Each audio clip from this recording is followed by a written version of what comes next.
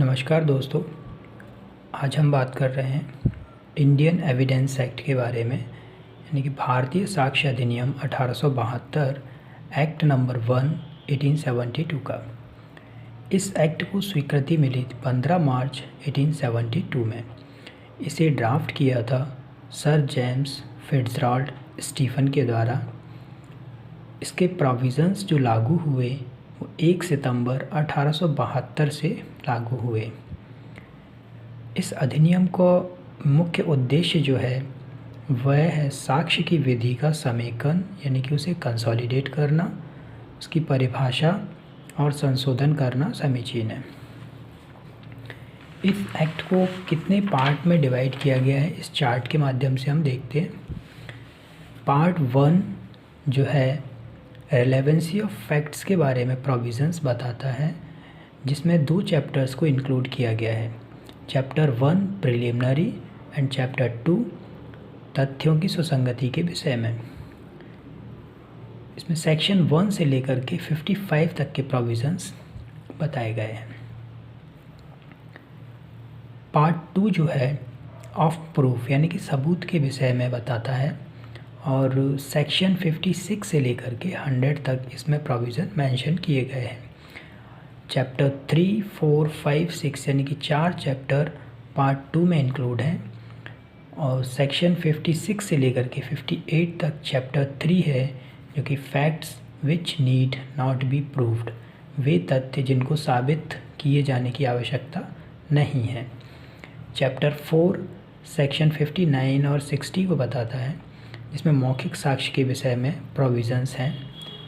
Chapter 5 में section 61 से लेकर के 90A तक सेक्शंस हैं, जो दस्तावेजी साक्ष्य के विषय में प्रोविज़न्स को डिस्क्राइब करते हैं।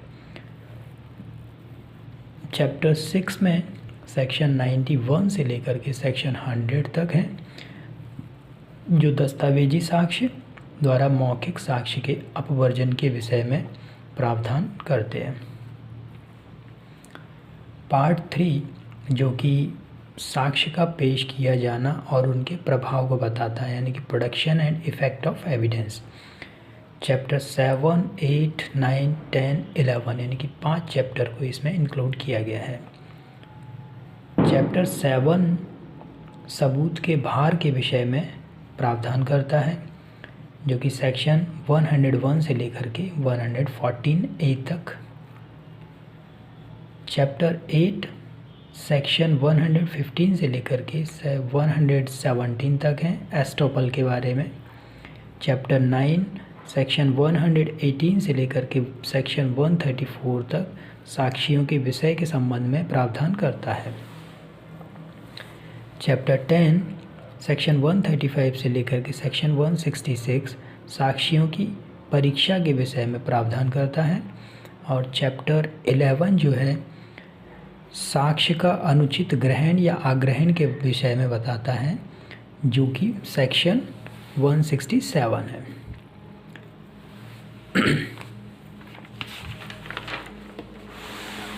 जैसा कि एविडेंस एक्ट को पूरे अधिनियम में कहीं भी परिभाषित नहीं किया गया है, इसमें सिर्फ एविडेंस के प्रकार बताए गए हैं कि एविडेंस कितने प्रकार का होता है। जैसे नॉर्मली हम जानते हैं कि दस्तावेजी साक्ष्य और मौखिक साक्ष्य होते हैं, उसी प्रकार से और भी वर्गीकरण हैं उनके।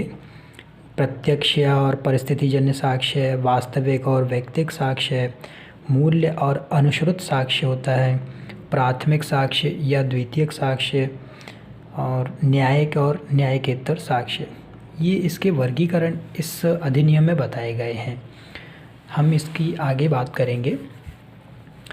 एविडेंस शब्द को कहीं भी डिस्क्राइब नहीं किया गया, लेकिन ये लैटिन भाषा का जो शब्द है एविडेयर, उससे निकला हुआ है,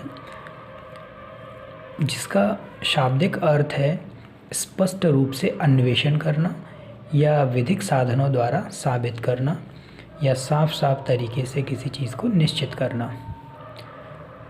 इस अधिनियम के जो मुख्य सिद्धांत हैं वे 3 सिद्धांत पर काम करता है। साक्ष्य को विवादित तथ्य तक ही सीमित होना चाहिए। दूसरा जो है अनुश्रुत साक्ष्य को ग्रहण नहीं किया जाएगा, यानी कि जो एक्ट है उसमें सुनी हुई बातों पर कोई विश्वास नहीं किया जाएगा। तीसरा है सभी मामलों में सर्वोत्तम साक्ष्य का दिया जाना, यानी कि जो सबसे बेस्ट और रिलेवेंट एविडेंस होगी उसको ही दिया जाए।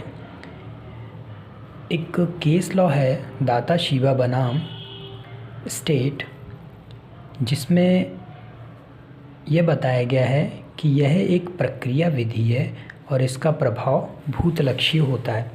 भूतलक्षी से तात्पर्य है कि ये जो एक्ट है वह भूतकालीन मतलब पिछली घटनाओं से भी लागू होता है। Thank you friends.